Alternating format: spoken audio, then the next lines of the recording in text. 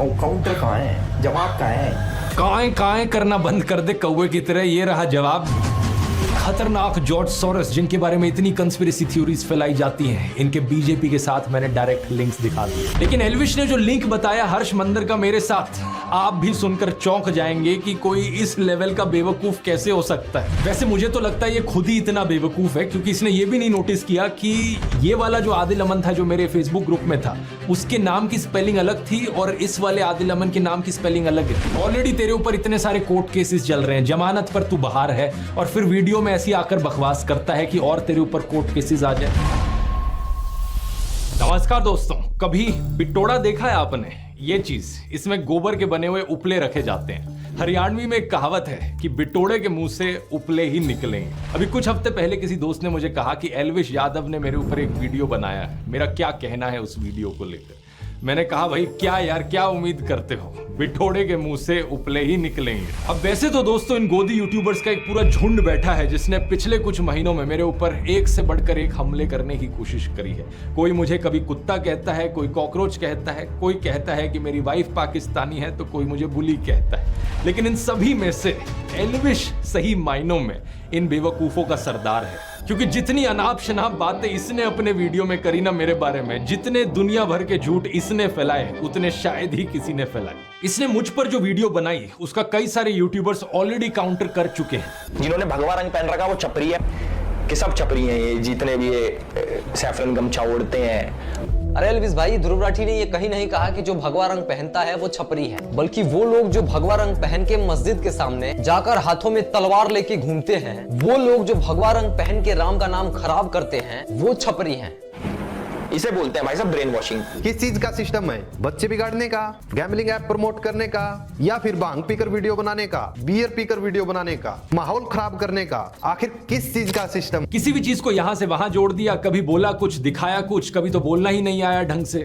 हर्ष मंदार कह लो या फिर हर्ष मंदर कह लो, जो भी है। तो this is an interview of Harmandar Singh. Harmandar Singh Harsh Mandar नहीं है, इज अ डिफरेंट गाय। अब जस्ट बिकॉज उनके नाम सिमिलर हैं तो इसने उन्हीं का आर्टिकल दिखा दिया, मतलब हद होती है यार। अब इस बात का कोई प्रूफ अवेलेबल नहीं है कि हर्ष मंदर और ध्रुव राठी डायरेक्टली कनेक्टेड हैं, लेकिन एक स्पेकुलेशन के आधार पे और एक कॉन्स्पिरेसी थ्योरी के आधार पे इस बात को इतने कॉन्फिडेंस से बता दिया जाता है। जो व्यक्ति गाली देता था वो व्यक्ति ने इस वीडियो में गाली नहीं दी, खुद ही बोल रहा है नहीं दे पाऊंगा। क्यों? क्योंकि इस व्यक्ति ने सुधारा है उसको। ये है पढ़े लिखे यूट्यूबर्स का फर्क। जब छपरियों का सरदार गाली देना बंद कर सकता है इस व्यक्ति के वीडियो की वजह से, तो फिर इसके जो गुलाम हैं वो क्यों नहीं गाली देना बंद करेंगे? इतनी बेइज्जती होने के बाद भी एल्विश का मन नहीं भरा, मुझसे कहने लगा कि काउंटर दो। कहाँ है काउंटर, कहाँ है काउंटर? काउंटर कहाँ है? काउंटर कहाँ है? जवाब कहाँ है? काएं करना बंद कर दे कौवे की तरह, ये रहा जवाब। बस एक चीज कहूंगा, विक्टिम कार्ड मत खेलियो इस वीडियो को देखने के बाद। रोना धोना नहीं चलेगा, पहले भी तू टीवी पर बहुत रोया। लोग मेरे को बोलते थे बीजेपी का दल्ला है। हमारे ध्रुव भाई को एंटी नेशनल्स में इतना इंटरेस्ट क्यों है? करने को कोई कुछ भी कर सकता है, पर इंसान कितना पागल होगा। बीजेपी की एक बड़ी पॉपुलर स्ट्रैटेजी है, आपने भी नोटिस किया होगा दोस्तों, कि जो भी इंसान बीजेपी की आलोचना करता है, ये बीजेपी वाले उसे एंटी नेशनल घोषित करते फिरते हैं। एल्विश ने भी यही किया कि ये इंसान एंटी नेशनल, वो एंटी नेशनल, फलाना एंटी नेशनल, ढिमकाना एंटी नेशनल। अब किसी तरीके से इन सभी लोगों के ध्रुव राठी से कनेक्शन जोड़ दो और इसे भी एंटी नेशनल घोषित कर दो। मैंने तो एंटी नेशनल घोषित कर दिया। आइए पॉइंट बाय पॉइंट देखते हैं कि इसने एग्जैक्टली क्या कहा था। इसने बात करी थी आदिल अमन नाम के एक आदमी की। साल 2020 के अंदर ध्रुव राठी ने एक फेसबुक ग्रुप बनाया जिसके अंदर वो एडमिन थे, और इस ग्रुप के अंदर बहुत सारे लोग थे। उसके अंदर एक इंपॉर्टेंट चेहरा था जिसका नाम है आदिल अमन। पहली गलत इन्फो, साल 2020 में मैंने कोई ग्रुप नहीं बनाया। जिस ग्रुप की ये बात कर रहा है वो मैंने 2017 में बनाया था और 2020 तक तो मैंने उसे बंद कर दिया था। इस फेसबुक ग्रुप का नाम था ध्रुव राठी स्क्वाड। इसके साथ साथ मेरा एक फेसबुक पेज भी है सिर्फ ध्रुव राठी नाम से। इस ग्रुप को मैनेज करने के लिए मैंने कुछ एडमिन्स को चुना, उन लोगों में से जो मेरे फेसबुक पेज पर सबसे ज्यादा एक्टिव लोग थे। कौन ये लोग थे मैं नहीं जानता, मैंने सिर्फ इस बेसिस पर इन लोगों फेसबुक ग्रुप का एडमिन बनाया कि ये मेरे फेसबुक पेज पर सबसे ज्यादा लाइक और कमेंट करते थे। इनफैक्ट फेसबुक की खुद की ये सजेशन होती थी उस जमाने में। तो जो भी एडमिन्स थे मेरे फेसबुक ग्रुप के, उनमें से किसी से भी मैं आज तक पर्सनली कभी नहीं मिला। अब हुआ क्या कि इनमें से एक एडमिन आदिल अमन ने एक टाइम पर बड़े ही वायलेंट और एक्सट्रीमिस्ट टाइप के कमेंट्स किए, जिन्हें ऑब्वियसली मैं सपोर्ट नहीं करता।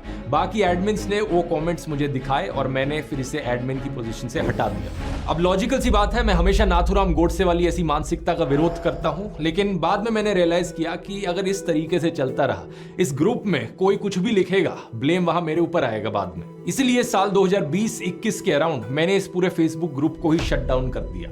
अब 4 सालों बाद हमारी कहानी में एंट्री होती है इस बेवकूफ की, जो इस घटना को लेकर एक स्कैंडल बनाने की कोशिश करता है। ये अपनी इमेजिनरी कहानियां बनाता है कि आदिल और मैं तो जिगरी दोस्त हैं। अगर ध्रुव भाई ये वीडियो देख रहे हैं तो भाई के चेहरे पे मुस्कुराहट आ गई होगी, क्योंकि पुराने साथी हैं, आम आदमी पार्टी में साथ में काम करते थे।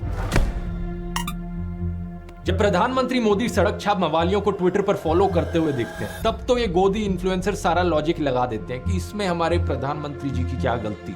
उन्हें क्या पता था कि ये इंसान ऐसी अभद्र भाषा का इस्तेमाल कर सकता है। याद है निखिल नाम का एक ट्विटर यूजर जिसने गर्व से कहा था कि प्रधानमंत्री मोदी उसे फॉलो करते हैं। इसने किस तरीके से एक महिला पत्रकार की मौत पर जश्न मनाया था, उनको गालियां दी थी। और प्लीज प्रधानमंत्री से रिक्वेस्ट कीजिए कि वो इस तरह के लोगों को फॉलो ना करें। कोई नहीं मिलता उनको हिंदुस्तान में तो मुझे फॉलो कर लें। लेकिन ये इकलौता ऐसा केस नहीं है। ये बीजेपी 2016 पेज जिसने जर्नलिस्ट स्वाति चतुर्वेदी के खिलाफ बहुत ही भद्दी भाषा लिखी, इसे भी नरेंद्र मोदी फॉलो कर रहे थे। बीजेपी 2014 अवनीश चौबे, कुल आदित्य, महावीर एम जैसे कितने और ऐसे थ्रेटनिंग और अब्यूजिव हैंडल्स हैं जिन्हें प्रधानमंत्री फॉलो कर रहे थे। इतना ही नहीं, प्रधानमंत्री मोदी ने तो अंकित जैन, सुरेश नखवा, तेजिंदर बग्गा जैसे कुछ हिंसक गालीबाज ट्रोल्स को अपने ऑफिशियल रेजिडेंस पर होस्ट भी किया था। क्या पहले चेक नहीं कर सकते थे कि ये कैसे लोग हैं?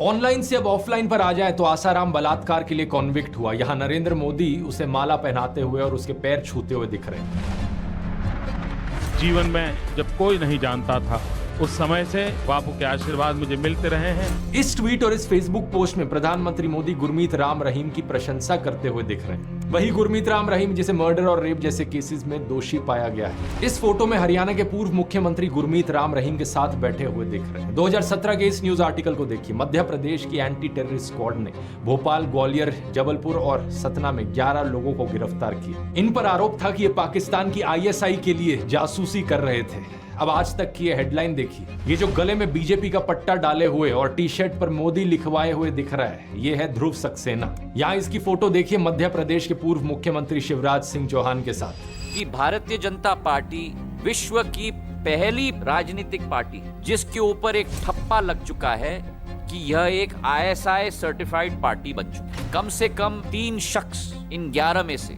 सीधा तरीके से भारतीय जनता पार्टी के साथ जुड़े हुए। अलेजिड आतंकवादियों के बीजेपी से सिर्फ 1-2 ऐसे कनेक्शन नहीं है, ढेर सारे हैं। 2022 के इस न्यूज आर्टिकल को देखिए। जम्मू के रियासी में पकड़े गए आतंकियों में से एक तालिब हुसैन जम्मू एंड कश्मीर बीजेपी के माइनॉरिटी मोर्चा IT सेल का फॉर्मर चीफ निकला। बीजेपी ने कहा कि यह केवल 18 दिन तक बीजेपी का सदस्य रहा था। नासिर और जुनैद की किलिंग का अक्यूज्ड मोनू मानेसर इस फोटो में अनुराग ठाकुर के साथ, यहाँ लेट अरुण जेटली के साथ और यहाँ होम मिनिस्टर अमित शाह के साथ। इस फोटो में प्रधानमंत्री मोदी पूर्व बीजेपी सांसद प्रज्ञा ठाकुर के साथ दिख रहे हैं, जो 2008 के मालेगांव बॉम्ब ब्लास्ट की एक अक्यूज्ड है। बीजेपी नेताओं की एक्सट्रीमिस्ट टेंडेंसीज में डायरेक्ट इन्वॉल्वमेंट या इनडायरेक्ट एसोसिएशन के ये सब एग्जांपल्स तो बस ट्रेलर हैं। अगर मैं पूरी लिस्ट बनाने लग जाऊं तो यहाँ 3 घंटे की फिल्म बन जाएगी। बाबू बजरंगी का स्टिंग ऑपरेशन, यशवंत शिंदे का एफिडेविट, प्रज्वल रेवन्ना, आशीष मिश्रा, अनुराग ठाकुर, यति नरसिंह सरस्वती, सूरजपाल अमू, सुरेश चौहान के लिस्ट चलती ही जाती है। कोई कहता है गोली मारो, कोई लिंचिंग के लिए दोषी पाए गए लोगों को मालाएं पहनाता है, कोई बलात्कारियों को संस्कारी ब्राह्मण बताता है, तो कोई मुसलमानों के खिलाफ जेनोसाइड की बात करता है। क्या एल्विश में हिम्मत है इन सब केसेस पर बोलने की? एल्विश, मुझे पक्का पता है तू इस वीडियो को देख रहा होगा। सीधा तुझसे बोलना चाहूंगा, अगर तुझ में 1% भी हिम्मत है तो बीजेपी से काउंटर मांग कर दिखा दे। कहां है काउंटर, कहां है काउंटर? ये जो काएं करे जा रहा था ना मेरे साथ, बीजेपी के साथ करके दिखा। नहीं कर पाएगा, क्योंकि मुझे पता है तेरे जैसे सत्ता के चाटुकार पूरी जिंदगी ऐसी हिम्मत नहीं जुटा पाएंगे। मेरे खिलाफ बोलना आसान है क्योंकि पता है सरकार पीछे से कुछ कहेगी नहीं और बड़े यूट्यूबर को टारगेट करके व्यूज मिलेंगे, कंट्रोवर्सी होगी, पब्लिसिटी मिलेगी। पता है तुझ जैसे गोदी यूट्यूबर्स की सबसे बड़ी प्रॉब्लम क्या है? तुझ जैसे लोगों को लगता है कि कंट्रोवर्सी क्रिएट करके व्यूज आएंगे और इसी तरीके से फॉलोअर्स बटोरे जा सकते हैं। इसी तरीके से यूट्यूब पर करियर बनाया जा सकता है। लेकिन तेरे जैसे एक और यूट्यूबर को मैंने पहले भी कहा था कि कंट्रोवर्सी करके एक सस्टेनेबल यूट्यूब करियर बनाना पॉसिबल नहीं है। एक लिमिट तक ही लोग इस ड्रामे को बर्दाश्त करेंगे, उसके बाद लोगों को भी पता लग जाएगा तू ये ड्रामा जो करता है, कंट्रोवर्सी जो करता है, सिर्फ व्यूज के लिए करता है, पैसे के लिए करता है। असलियत में यूट्यूब पर अगर एक लॉन्ग टर्म करियर बनाना है तो उसके लिए ऑडियंस को कुछ जेन्युइन वैल्यू देनी पड़ेगी। ये चीज मैंने अपने यूट्यूब ब्लूप्रिंट कोर्स में सिखाई है। अगर तुझे नहीं समझ में आती तो जाकर कोर्स ले ले, तेरे लिए एक स्पेशल डिस्काउंट भी दे देता हूँ। कूपन कोड यूज कर elvish40 40% ऑफ मिलेगा। इस 7.5 घंटे के कोर्स में मैंने सब कुछ सिखाया है कि फिल्मिंग कैसे करनी है, एडिटिंग कैसे करनी है, मोनेटाइजेशन कैसे करी जाती है,